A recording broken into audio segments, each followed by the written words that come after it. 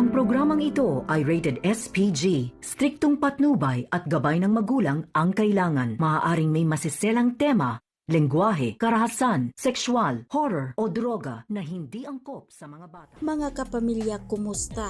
Welcome back sa aking channel. Matapos niyang kinausap ni Roberto si Punggay, nararamdaman niyang kakaiba ang plano ni Roberto. Nangangamba siya sa kaligtasan ng kanyang mga kasamahang nakulong, lalong-lalo na sa kanyang sarili. Alam niyang may masamang plano si Roberto sa kanya. Kaya sinabi niya sa kanyang mga kasamahang nakulong na dapat silang mag-ingat at kailangan na nilang makaalis sa kulungan. May kutob si Punggay na may plano si Roberto sa kanila. Sa kabilang banda, galit na galit si Rigor kay Santino dahil nalaman niyang nag-uusap nga sila ni Marites. Pag-ayusin nga raw umano sila ni Tanggol ng kanyang ina na si Marites. Di makakapayag si Rigor sa gustong mangyari ni Marites. Kaya naisipan ni Rigor na gagamitin niya si Santino at pumayag umano sa gusto ni Marites na makipag-ayos kay Tanggol. Dahil napukaw nga ang galit ni Santino kay Tanggol, kaya nakipagsundo siya sa gusto ni Rigor. Buong akala ni Tanggol ay magiging maayos na silang magkapatid. Ngunit ang hindi alam ni Tanggol ay may masamang plano pala si Santino at Rigor sa kanya. Sa kabilang banda, matapos nga ang gulong nangyari kina Miguelito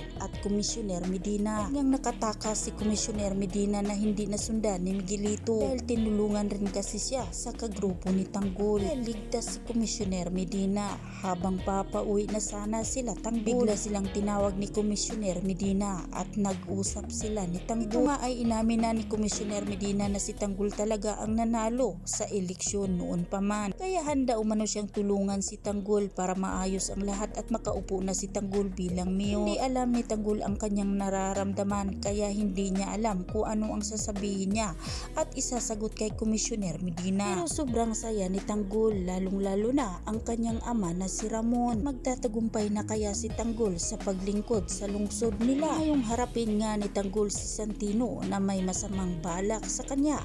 Yan ang ating pakatutukan at aabangan sa susunod pang mga kaganapan. Dito lang sa FJ Batang Quiapo.